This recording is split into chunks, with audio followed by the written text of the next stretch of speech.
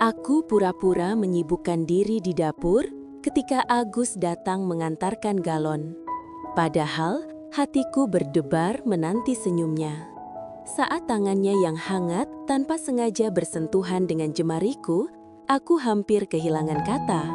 Lucu sekali. Aku yang biasanya percaya diri, kini justru salah tingkah di hadapannya. Kisah ini bermula di sebuah kota sejuk bernama Malang. Hiduplah seorang wanita bernama Ayu Ningsih. Usianya sudah 56 tahun, namun pesonanya tetap memikat. Ayu dikenal sebagai janda kaya raya yang berhati lembut. Meski ia memiliki rumah besar dan usaha properti yang maju, Ayu sering merasa sepi, apalagi setelah suaminya meninggal beberapa tahun lalu. Hidupnya seolah berjalan rutin, penuh kesibukan namun kosong di dalam hati. Setiap pagi, Ayu mengawali hari dengan berjalan-jalan di halaman rumah yang dipenuhi bunga. Ia gemar bercengkrama dengan tetangga, berbagi sembako, atau sekadar menyapa ramah orang-orang yang lewat. Kehidupannya tampak sempurna di mata banyak orang. Namun, jauh di lubuk hatinya, Ayu mendambakan seseorang yang bisa menemani hari-harinya dengan ketulusan. Hingga suatu hari, Ayu berkenalan dengan seorang pemuda sederhana bernama Agus. Usianya baru 29 tahun, jauh lebih muda darinya. Agus bekerja sebagai tukang galon keliling. Setiap hari, ia mengayuh motor tua dengan tumpukan galon di belakangnya. Senyumnya yang tulus dan sikap sopannya membuat banyak orang di sekitar kompleks mengenalnya dengan baik. Pertemuan pertama mereka begitu sederhana.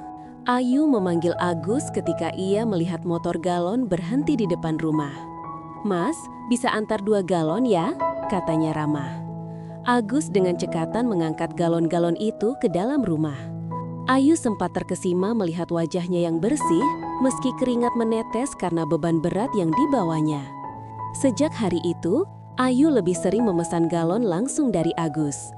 Ia merasa nyaman dengan sikap lugu pemuda itu. Setiap kali datang, Agus selalu menunduk sopan, menyapa singkat, lalu kembali melanjutkan pekerjaannya. Kesederhanaannya membuat Ayu teringat pada masa mudanya dulu ketika ia masih hidup tanpa harta berlimpah, namun penuh ketulusan. Tak hanya Ayu, beberapa tetangga pun kerap menggoda Agus. "Mas Galon, ganteng banget sih, masih jomblo ya?" ujar mereka sambil tertawa. Agus hanya menanggapinya dengan senyum malu, lalu buru-buru pergi. Ayu sering memperhatikan momen itu dari teras rumahnya. Ada rasa hangat yang tak bisa ia jelaskan setiap kali melihat pemuda itu tersenyum. Hari-hari berjalan, interaksi kecil mereka semakin sering. Kadang Ayu sengaja menanyakan hal-hal sepele seperti cuaca atau kabar keluarga Agus. Pemuda itu selalu menjawab dengan sopan.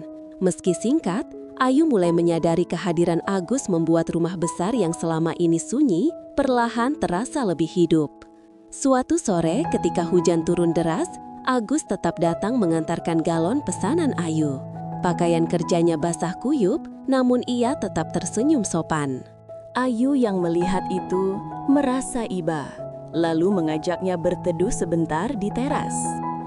Dari situlah percakapan mereka menjadi lebih panjang untuk pertama kalinya. Ayu merasa nyaman mendengar cerita sederhana tentang perjuangan hidup Agus. Malam itu, setelah Agus pulang, Ayu termenung di kamarnya. Ia tak menyangka dirinya yang sudah matang usia bisa merasakan debar seperti remaja lagi. Ia tahu perbedaan usia dan status sosial mereka sangat jauh. Namun hatinya tak bisa berbohong. Ada sesuatu dalam diri Agus yang membuatnya kagum. Esok harinya, Ayu menceritakan sedikit tentang Agus kepada sahabat lamanya. "Aku tak tahu kenapa, tapi pemuda itu begitu sopan, begitu tulus. Jarang sekali aku bertemu orang sepertinya." Sahabatnya hanya tersenyum, mengingatkan Ayu agar berhati-hati dengan perasaan. Namun Ayu tahu, benih kekaguman itu sudah tertanam dalam dirinya. Di sisi lain, Agus pun diam-diam terkesan dengan Ayu. Baginya, Ayu bukan hanya pelanggan biasa. Keramahan dan kebaikan hati wanita itu berbeda dari kebanyakan orang kaya yang sering ia temui. Agus merasa dihargai meski pekerjaannya sederhana. Ada rasa nyaman yang sulit ia jelaskan setiap kali bertemu dengan Ayu. Hari-hari pun terus berjalan, membawa Ayu dan Agus pada perasaan yang makin sulit disembunyikan. Tanpa mereka sadari, pertemuan singkat dan percakapan sederhana itu perlahan menjadi jembatan yang mendekatkan dua hati dari dunia yang berbeda. Di tengah kesibukannya mengurus bisnis, ada rindu yang selalu muncul setiap kali ia menunggu suara motor galon berhenti di depan rumah. Pada suatu pagi, Ayu sengaja menunggu di teras lebih awal. Ketika motor Agus melintas, ia memanggilnya. "Mas Agus, mampir sebentar ya. Aku pesan galon 2, sekalian temani aku ngobrol." Agus sempat terlihat kikuk, namun akhirnya menurut.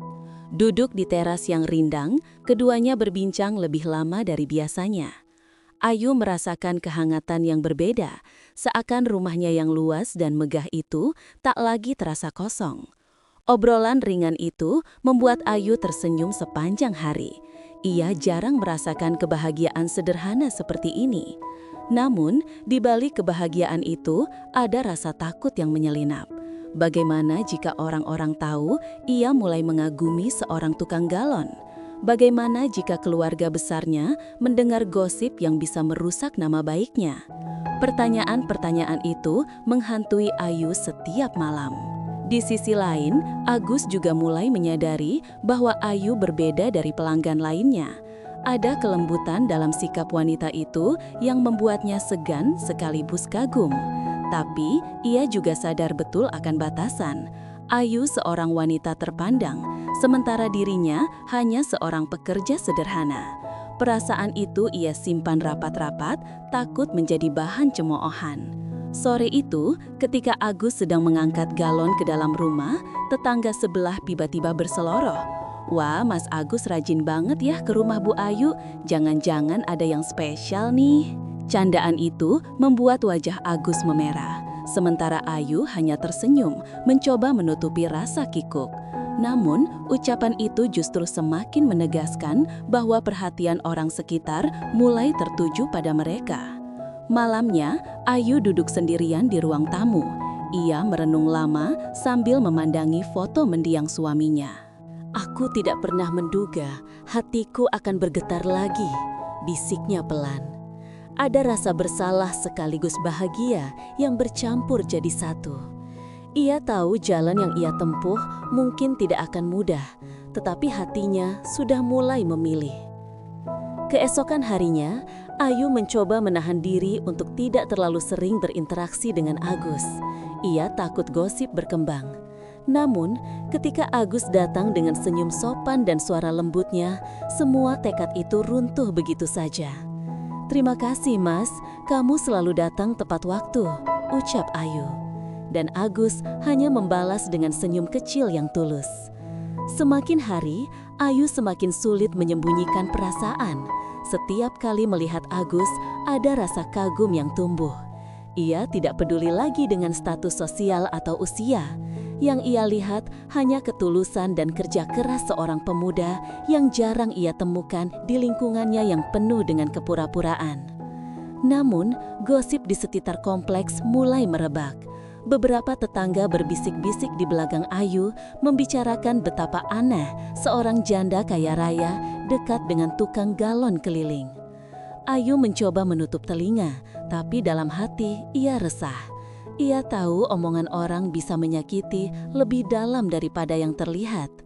Suatu sore, ketika Ayu mengunjungi sahabat lamanya, ia mencoba bercerita.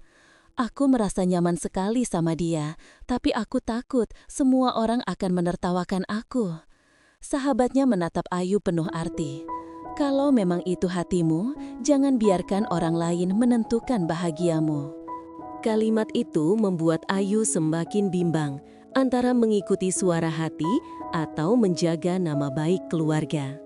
Di rumahnya yang megah, Ayu termenung lama di balkon, menatap langit malang yang berwarna jingga. Suara motor Agus terdengar samar di kejauhan. ada desir hangat di dadanya, sekaligus kegelisahan yang sulit ia redakan. Ia sadar perasaan ini semakin nyata dan mungkin tak bisa lagi ia sembunyikan. Malam itu, di tengah kesunyian, Ayu berjanji pada dirinya sendiri untuk mengikuti alur yang sudah digariskan hatinya.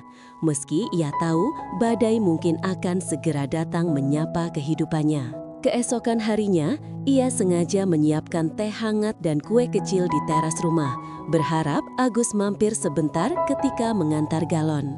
Saat motor tua Agus berhenti, Ayu menyapanya dengan senyum berbeda, senyum yang lebih hangat dari biasanya.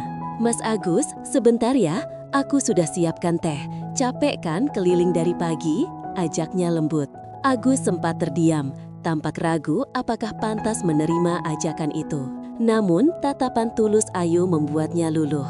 Ia duduk dengan canggung, memegang cangkir teh hangat. Sementara Ayu berusaha menyembunyikan degup jantungnya yang semakin cepat. Percakapan mereka berkembang dari hal-hal ringan hingga cerita pribadi. Agus bercerita tentang ibunya di desa yang masih sakit-sakitan dan adiknya yang harus ia biayai sekolah. Ayu mendengarkan dengan penuh perhatian. Matanya berkaca-kaca mendengar perjuangan seorang pemuda sederhana yang tak pernah mengeluh meski hidup penuh keterbatasan. "Mas Agus, kamu itu kuat sekali. Kalau aku jadi kamu, mungkin aku sudah menyerah," ucap Ayu lirih. Agus hanya tersenyum lalu berkata, "Kalau menyerah, siapa lagi yang akan mengurus mereka, Bu?" Kata-kata itu menusuk hati Ayu, membuatnya semakin kagum pada ketulusan pemuda itu. Hari-hari berikutnya, hubungan mereka semakin dekat. Ayu bukan hanya pelanggan, tapi tempat Agus merasa dihargai. Setiap kali mampir, ia bisa bercerita tanpa takut diremehkan. Sementara bagi Ayu, Agus adalah sosok yang membawa kehangatan baru dalam hidupnya. Hanya saja, kedekatan itu semakin menarik perhatian orang-orang sekitar. Beberapa kali, tetangga mulai melirik sinis ketika melihat Ayu berbincang akrab dengan Agus di teras. Ada yang berbisik, ada pula yang sengaja melempar candaan pedas. "Bu Ayu, sekarang sering sekali ngobrol sama tukang galon ya? Jangan-jangan ada yang spesial?" Ayu hanya tersenyum menahan hati. Meski dalam dadanya ada rasa perih yang perlahan tumbuh, namun ia tak bisa berhenti. Ada kerinduan yang terus mendorongnya untuk menunggu kedatangan Agus. Bahkan suatu malam, Ayu menulis diari yang sudah lama ia tinggalkan. "Entah bagaimana ini berakhir, tapi aku tahu hatiku mulai jatuh." Kalimat itu ia tulis sambil berlinang air mata antara bahagia dan takut. Di sisi lain, Agus pun merasakan hal yang sama. Ia sering memikirkan Ayu dalam diam, meski sadar batas yang memisahkan mereka begitu besar. "Apa aku pantas dekat dengan wanita sebaik itu?" tanyanya pada diri sendiri ketika sendirian. Ia tahu gosip sudah beredar, namun hatinya sulit menghindar. Suatu sore saat hujan turun deras, Ayu menunggu di teras dengan payung. Ketika Agus datang basah kuyup, ia segera menghampirinya. "Mas, masuk dulu, jangan kehujanan begini," ujarnya penuh kepedulian. Agus menurut, dan untuk pertama kalinya, ia duduk di ruang tamu rumah megah itu. Perbedaan dunia mereka terlihat begitu jelas, namun entah mengapa keduanya merasa nyaman. Ayu menatap Agus dalam-dalam. "Aku bahagia setiap kali kamu datang. Mungkin terdengar aneh, tapi aku ingin bilang terima kasih. Kehadiranmu membuat aku merasa hidup lagi." Agus terdiam, wajahnya memerah, namun ia tidak beranjak. Ia hanya menunduk, mencoba menenangkan hatinya yang bergejolak. Malam itu menjadi titik penting bagi keduanya. Ayu sudah tak lagi ragu dengan perasaannya. Sementara Agus mulai menyadari bahwa ia pun merasakan hal yang sama. Namun, di balik kehangatan itu, ada bayang-bayang resiko yang semakin nyata. Gosip yang meluas, keluarga besar Ayu yang belum tahu, serta jurang status sosial yang bisa meruntuhkan segalanya. Tepat di malam yang sama, kabar tentang kedekatan Ayu dan Agus akhirnya sampai ke telinga orang-orang yang akan menjadi sumber konflik besar dalam hidup mereka. Tepat di malam yang sama, kabar tentang kedekatan Ayu dan Agus akhirnya sampai ke telinga orang-orang yang akan menjadi sumber konflik besar dalam hidup mereka. Keesokan paginya, Ayu menerima telepon dari adiknya yang tinggal di Jakarta. Suaranya terdengar sinis. "Ayu, apa benar kamu dekat dengan tukang galon? Kakak sekelas kita sampai kirim kabar ke aku. Malu sekali kalau itu benar." Ayu terdiam, hatinya serasa diremas. Ia tahu, cepat atau lambat hal ini akan sampai ke keluarga besarnya, tapi ia tak menyangka secepat ini.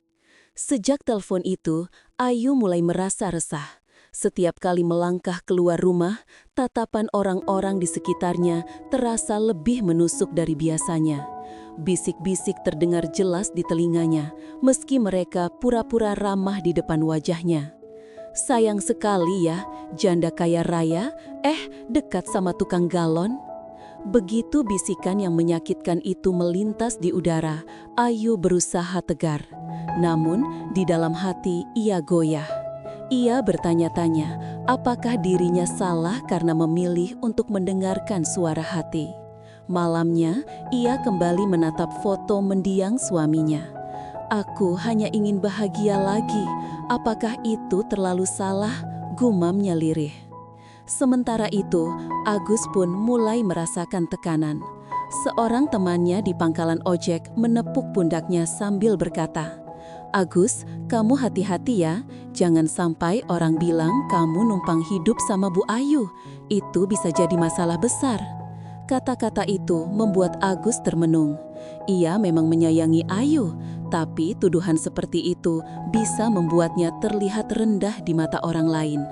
Hari-hari berikutnya terasa semakin berat. Ayu mencoba tetap beraktivitas seperti biasa, namun gosip tak pernah berhenti beredar. Bahkan, seorang tetangga datang menemuinya secara langsung, berpura-pura menasehati. "Bu Ayu, ibu kan orang terpandang. Apa pantas dekat sama pemuda seperti itu? Nanti nama baik keluarga besar ibu bisa rusak." Kata-kata itu menusuk hati Ayu, membuatnya harus berusaha keras menahan air mata. Tak hanya Ayu, Agus pun mulai menghindar. Juga biasanya ia singgah sebentar untuk mengobrol, kini ia hanya menaruh galon dengan cepat lalu pergi. Ayu menyadari perubahan itu dan hatinya semakin hampa. Ia merasa seperti ditinggalkan, padahal dirinya baru saja menemukan arti kebahagiaan kembali. Suatu sore, Ayu memberanikan diri untuk menegur Agus. "Mas, kenapa sekarang buru-buru sekali?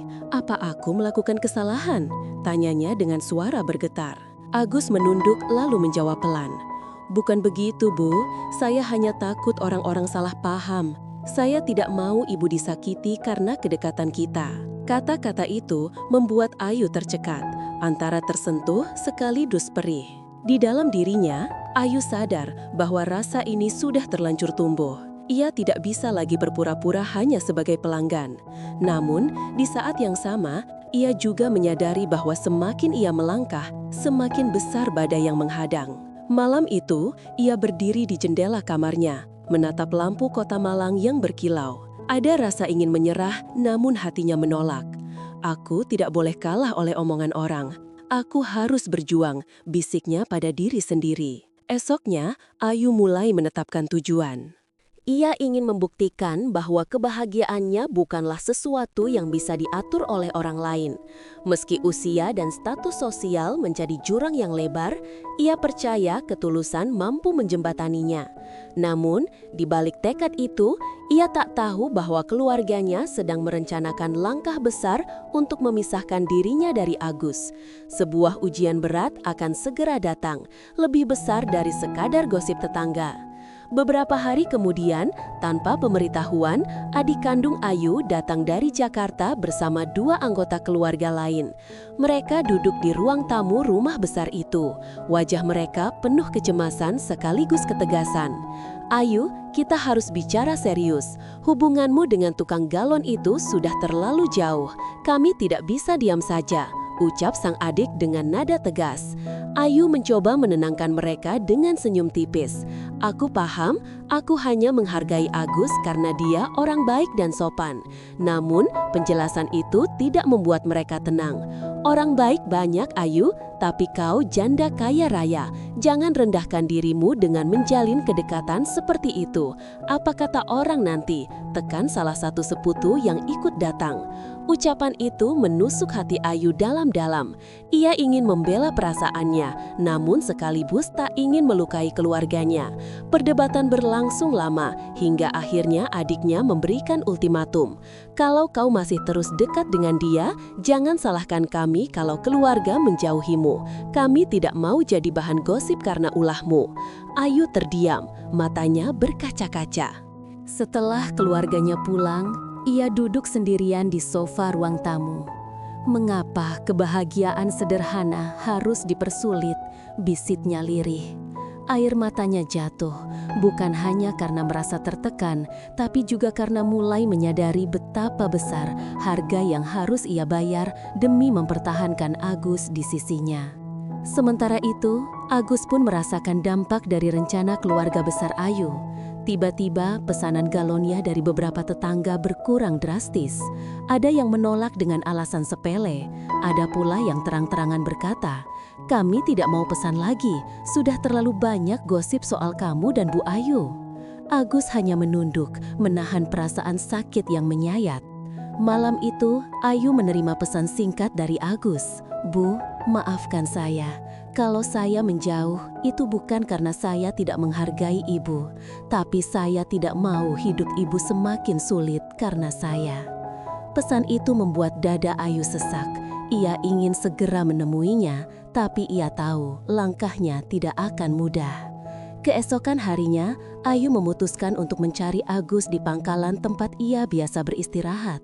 Saat bertemu, Ayu menatap matanya dengan sungguh-sungguh. "Mas, jangan pernah berpikir aku malu denganmu. Justru aku bangga mengenalmu. Aku hanya takut keluargaku tidak akan pernah bisa menerima." Suaranya bergetar penuh kejujuran. Agus menunduk, matanya berkaca-kaca. "Bu Ayu, saya orang kecil. Saya tidak pantas berada di dunia ibu. Saya takut nanti ibu kehilangan segalanya karena saya." Kalimat itu membuat Ayu hampir runtuh. Tapi ia menggenggam erat tangannya. "Aku tidak peduli dengan harta atau status. Aku hanya ingin hidupku berarti, dan kau sudah membuatku merasa demikian." Namun, kebersamaan singkat itu tak berlangsung lama. Seorang kerabat Ayu yang kebetulan lewat melihat mereka berbincang dengan begitu dekat. Tak butuh waktu lama, kabar itu kembali berhembus lebih kencang dari sebelumnya. Sampai akhirnya menekan Ayu ke titik yang paling rapuh. Malam itu, Ayu menangis lama di dalam kamar. Ia tahu dirinya sedang berdiri di persimpangan, mempertahankan cinta yang membuatnya hidup kembali, atau menyerah demi menjaga nama baik keluarga besar. Dan saat itulah Ayu sadar bahwa badai sesungguhnya baru saja dimulai. Badai yang bisa memisahkan dirinya dari satu-satunya cahaya yang ia temukan setelah bertahun-tahun hidup dalam kesepian. Beberapa hari kemudian, Ayu diundang menghadiri acara keluarga besar di sebuah rumah makan mewah di pusat kota Malang. Ia datang dengan hati berat, sebab ia tahu topik tentang Agus pasti akan kembali mencuat. Benar saja, ketika makan malam baru setengah berjalan, salah satu pamannya mulai membuka pembicaraan. "Ayu, kau wanita terhormat, semua orang menghargaimu. Tapi hubunganmu dengan tukang galon itu sungguh tidak pantas. Kau harus memilih, berhenti sekarang juga, atau kami akan menarik diri darimu." Suasana meja makan seketika hening. Hanya suara sendok garpu yang tersisa. Ayu mencoba menjawab dengan tenang meski nadanya bergetar. "Paman, aku hanya ingin hidupku bahagia. Mengapa kebahagiaan sederhana harus dipandang hina?" Namun, jawabannya ditanggapi dengan gelengan kepala dan helaan napas panjang. "Kebahagiaan tidak boleh buta, Ayu. Kau lupa siapa dirimu," balas bibinya penuh penekanan. Pulang dari pertemuan itu, Ayu menangis sepanjang perjalanan di dalam mobil. Hatinya hancur, bukan hanya karena ditentang, tetapi karena keluarganya sendiri yang menolak melihat ketulusan cintanya. Ia merasa semakin terpojok, seolah seluruh dunia menentangnya. Di sisi lain, Agus pun tertekan. Ia mendengar kabar bahwa ada yang melaporkan dirinya ke ketua RT dengan alasan mengganggu kenyamanan lingkungan karena sering mampir ke rumah Ayu. Agus hanya bisa menunduk ketika dipanggil, menjawab dengan sopan, lalu pulang dengan hati remuk. Ia merasa kehadirannya justru membawa masalah besar untuk wanita yang ia hormati. Ayu yang mengetahui hal itu semakin gusar. Mengapa mereka tega menyudutkan orang sebaik dia? Gumamnya di depan cermin. Aku tidak boleh menyerah. Aku sudah terlalu jauh berjalan untuk berhenti sekarang. Suatu sore, Ayu memberanikan diri menemui Agus di sebuah warung kecil tempat ia beristirahat. Dengan suara lirih namun penuh keyakinan, ia berkata, "Mas, apapun yang terjadi, aku ingin kau tetap di sisiku. Aku tidak mau lagi hidup dalam kesepian hanya demi menjaga nama baik yang fana." Agus menatapnya terharu, namun matanya masih dipenuhi keraguan. "Saya takut membuat hidup ibu semakin rumit. Saya hanya orang biasa. Ibu bisa kehilangan keluarga, kehilangan segalanya," kata Agus lirih. Ayu menggeleng dengan tegas. "Tidak, Mas. Aku sudah kehilangan banyak hal dalam hidupku. Aku tidak mau kehilangan kesempatan untuk bahagia lagi." Namun, ucapan Ayu seolah ditelan angin. Malam itu, ia mendapat surat dari keluarganya. Sebuah peringatan tertulis bahwa jika ia masih bersama Agus, sebagian besar aset keluarga yang dipercayakan kepadanya akan ditarik. Ancaman itu membuat tubuh Ayu bergetar. Untuk pertama kalinya, ia benar-benar takut kehilangan segalanya. Ia duduk di kamar, memeluk lutut, wajahnya basah oleh air mata. Apakah aku harus memilih antara cinta dan keluargaku, antara kebahagiaan dan segalanya yang sudah kubangun? Bisiknya dalam kegelapan. Tepat pada malam yang penuh kegelisahan itu, Ayu tahu bahwa ia tidak lagi bisa bersembunyi. Ia harus menentukan arah hidupnya, meski jalan yang dipilih bisa menghancurkan semua yang selama ini ia jaga. Pagi berikutnya, Ayu berdiri di depan cermin, menatap wajahnya dengan tekad yang lebih kuat. "Aku sudah memutuskan, aku akan memperjuangkan perasaanku, apapun risikonya," ucapnya lirih namun tegas. Langkah pertamanya adalah menemui Agus secara langsung. Ia mengajaknya bertemu di sebuah taman kota yang rindang, jauh dari telinga-telinga yang suka bergosip. Dengan tatapan penuh keyakinan, Ayu berkata, "Mas, aku tahu semua ini berat, tapi aku sudah memilih. Aku ingin kita berjalan bersama, apapun kata orang." Agus terdiam lama, terlihat bimbang, namun akhirnya ia mengangguk perlahan. "Kalau itu benar keinginan ibu, saya akan berusaha mendampinginya." Keputusan itu membuat hati Ayu sedikit lega. Meski ia tahu perjalanan ke depan tidak akan mulus, tekanan dari keluarga masih menguat, dan gosip di lingkungan makin liar. Beberapa kali Ayu mendengar orang berbisik di pasar ketika ia lewat. "Itu dia janda kaya yang tergila-gila tukang galon." Kata-kata itu menusuk, namun Ayu mencoba menegakkan kepala, menolak menunjukkan luka di hatinya. Ayu pun mulai menyusun rencana. Ia ingin membuktikan bahwa Agus bukan hanya sekedar tukang galon, tapi pemuda pekerja keras yang punya masa depan. Ia mulai membicarakan dengan Agus tentang kemungkinan membantunya membuka usaha air minum isi ulang yang lebih besar. "Aku tidak ingin orang memandangmu rendah lagi, Mas. Kita bisa buktikan kalau ketulusan dan kerja keras akan membuahkan hasil," kata Ayu penuh semangat. Agus awalnya menolak. "Bu Ayu, saya tidak mau terlihat seperti memanfaatkan. Semua orang sudah mengira begitu. Kalau tiba-tiba saya dapat bantuan ibu, apa kata mereka?" Namun Ayu menggenggam tangannya erat. "Ini bukan soal kata orang, ini soal hidup kita. Aku ingin Kita punya sesuatu yang bisa kita banggakan bersama. Sementara itu, keluarga besar Ayu semakin geram mendengar gosip yang tak juga meredah. Mereka mengirimkan utusan untuk menekan Ayu kembali. Kalau kau keras kepala, kami benar-benar akan menarik seluruh dukungan. Kau akan berdiri sendiri. Ancaman itu berat, namun Ayu tetap bergeming.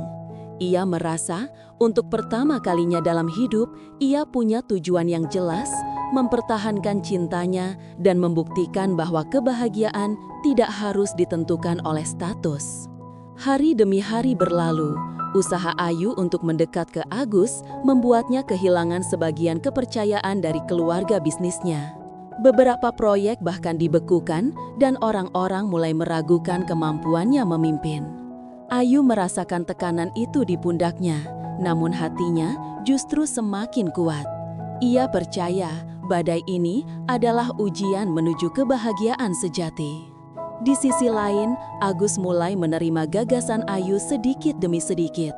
Mereka menghabiskan waktu berdua untuk membicarakan rencana, menghitung biaya, dan mencari lokasi kecil untuk membuka usaha bersama. Ada semangat baru yang tumbuh, namun juga bayang-bayang ancaman yang terus menghantui mereka. Suatu malam, Ayu menulis lagi diari yang kini selalu menemaninya.